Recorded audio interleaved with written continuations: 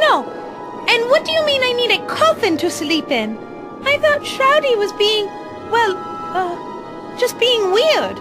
Making me sleep in there when I had a perfectly good bed up in my boudoir. Besides, no self-respecting opera star would sleep in a coffin. It's absurd. Well, this opera star is going to have to. Now wake up, girl. You need a coffin to sleep in every night or you will die. You will die. Capiche? Well, I suppose I do. But I'm not happy about it. Being a vampire isn't about being happy. Listen, child, in life stuff just happens that we don't always like. We just have to get over it and move on as best we can. Besides, living the unlife of a vampire can be very rewarding and just as fulfilling as real life. Trust me, child, I know.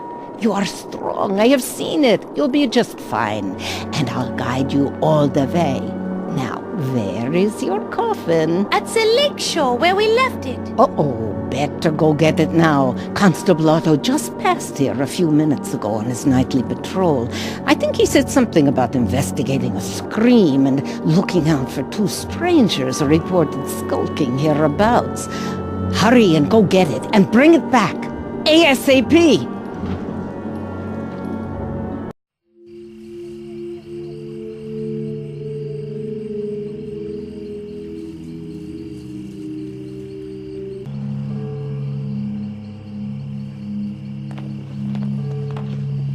Interesting. I don't want to touch that. Hello, sir? May I talk to you for a moment? Yes, but only for a few minutes. I am Constable Otto Van Pelt, and I'm in middle of serious investigation. Some very strange things have been happening around here lately.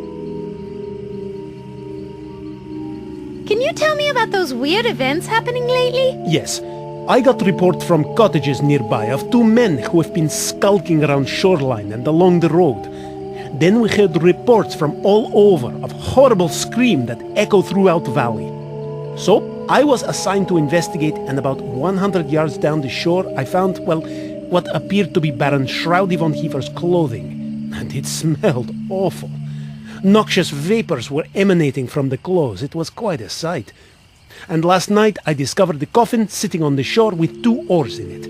It is mighty strange. You'll have to pardon me, ma'am. I best be getting back to my investigation. I haven't much time before Luke Crane gets wind of it and muscles the case out from under me. He's always trying to be in the spotlight. What are you doing with that boat? Looking for clues. By the dirt residue I found in the coffin, it looks as though someone kept putting dirt in it, and then someone else kept dumping it out. Also, by impressions left behind, it looks like someone, a woman, judging by the shape of the imprint, slept here every night and had a bat for a companion. How do you know that? By the smell. Bats have a distinctive odor that is hard to wash out. Tell me about it. Yes. Bats are popular pets in Draxylvania for some reason, though I personally think they're bad luck. Why's that? Because anyone who adopts one seems to come down with spontaneous anemia right away. Plus, bats are not loyal pets. As soon as their owners die of this anemia, they fly away and find another family. But in Draxylvania, you get used to these things. What else can you deduce from looking at the coffin? Well, the woman who slept here wore black and purple, judging from the fibers I found, and had black hair. And the coffin owner's name was written on a tag on the inside of the lid, a Mona de Lafitte. Sounds like a French name. I think popular in the south of France, near Calais. Where are you from, may I ask? Calais? That's not in the south. Shh, idiot. Oh, right. Where? Belgium. Where? Belgium. Quebec. Well, which is it, Quebec or Belgium? Belgium, Quebec.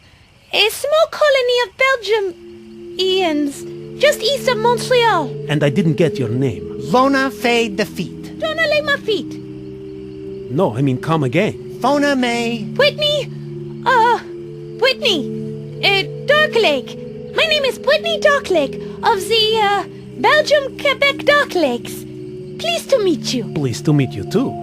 Well, if you see any tall French women about with a bat as pet, let me know so I can ask her a few questions, okay? He's gotta be putting us on. Shh! Yes, Constable. I certainly will.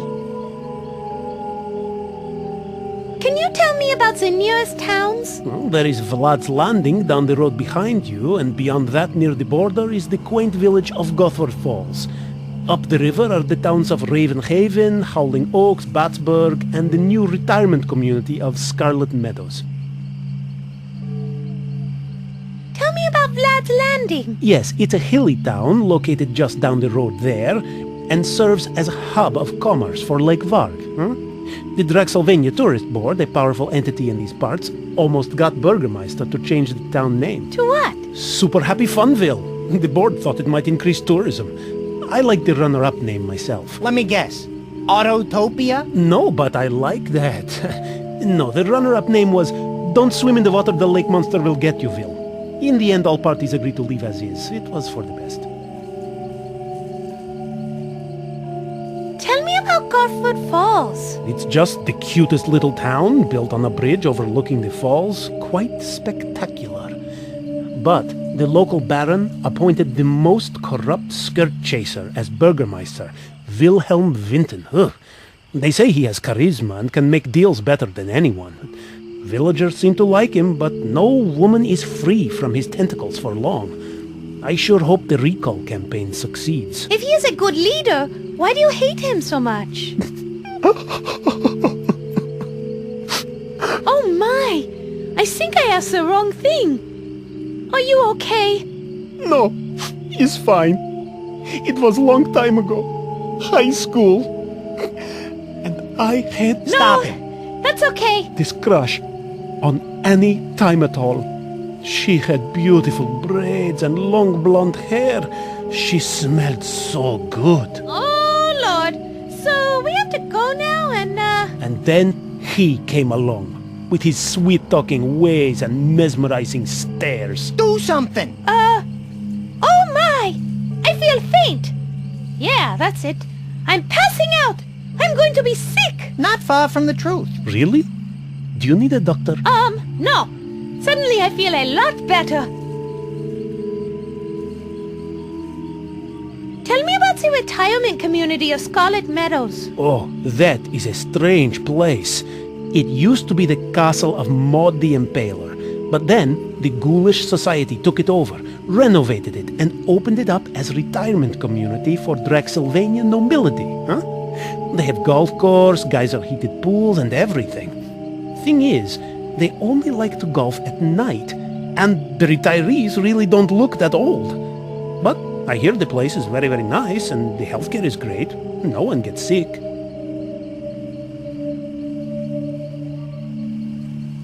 Can you tell me about the graveyard down the road? The Draxylvania graveyard and picnic grounds? Another bright idea by the tourist board. They thought by throwing in some tables, swings and grills, tourists would flock there by the droves to eat corn on the cob while sitting on top of great-grandmother. And they didn't? Actually, they did, but only at night for some reason. Moonlight picnics are all the rage this year. Have you seen two men rowing out on the lake? I think I saw some men in a boat not too long ago fighting with the lake monster.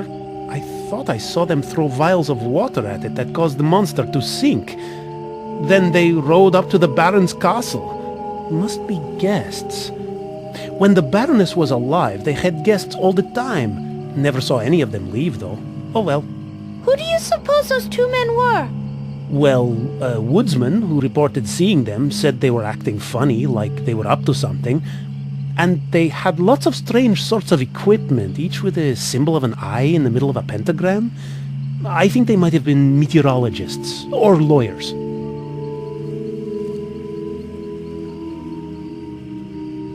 I'm out of questions for now. Okay, back to my investigation.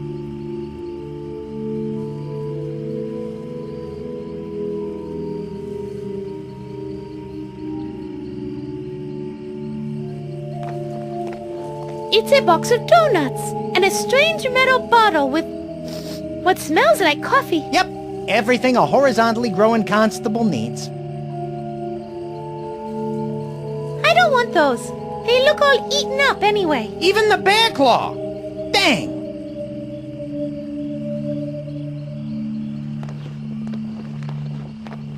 It's my coffin. I used it to cross the lake. I can't get my coffin with the constable there.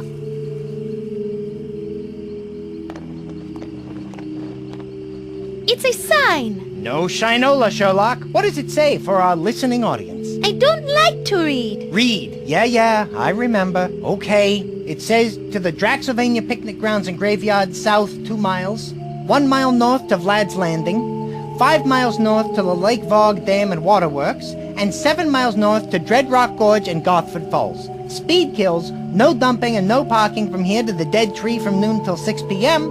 Violators will be booted at owner's expense, the VPD.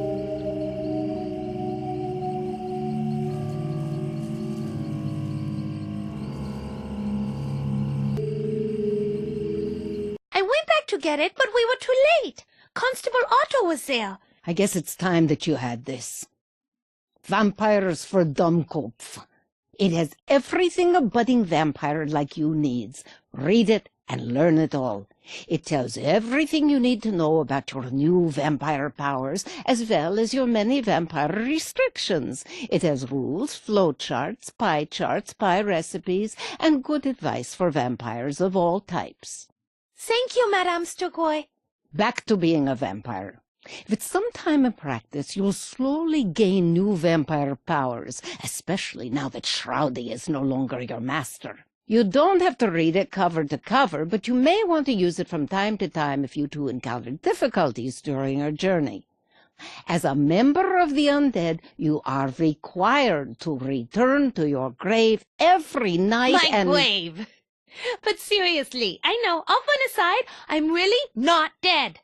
No, Mona. It says right here, when bitten and drained by a vampire, then fed some of the vampire's own blood, the victim becomes technically and legally dead in most countries, except Nevada, where death can be annulled within 24 hours. Grave dirt. Fine, I'll get right on it. It is not your grave per se, but you have to sleep in a coffin filled with dirt from your grave every day. That is how it works. You did bring that grave dirt with you when you escaped the castle, right? Not exactly. I, sort of dumped it out. I'm afraid you're going to have to go back to the castle and retrieve it. Back to the castle? Shush now! Something's coming in! Oh, great spirit of the ball, show me Sector 12! Madame Sturgoy, who are they? Vampire hunters, Monsieur Calvin and Belcou, his apprentice. Why on earth did Sign send them instead of Abraham? Ugh, God only knows. Oh, well, they are vampire hunters from a religious brotherhood. You can thank them for staking Baron Shroudy von Kiefer to death back by the lake. They want to stake you, too. They will not likely rest until your undead heart stops beating in your undead chest, after which time you will be 100% dead. Look, if you do not find more grave dirt before sunrise, you will not be able to return to your coffin, and I already explained how important that is. Try the Draxylvania Cemetery and Picnic Grounds for a start. It's just down the road past the lakeshore. You can't miss it. What you're saying is that if we're ever going to make it to Paris, before we can leave, we must get Mona's coffin, then replenish our supply of Mona's grave dirt, and we're done? Once you have the grave dirt and your coffin, you will need a wagon to carry it all and a horse to pull it. I think you can borrow the wagon from the cemetery caretaker, and I just so happen to have a line on a horse for sale in the local town of Vlad's Landing, just up the road from here. I grabbed this flyer while I was there. I don't have any extra money, so you'll have to work something out with the owners. Steal, borrow wagon from the caretaker, work something out with the owner of the horse, get coffin and grave dirt, check. Luckily for you, I know some Turkish smugglers in Puerto Varda. They owe me a few favors from back in the old days. I got them to agree to take you on their ship, the Demeanor, a large tramp freighter bound for France.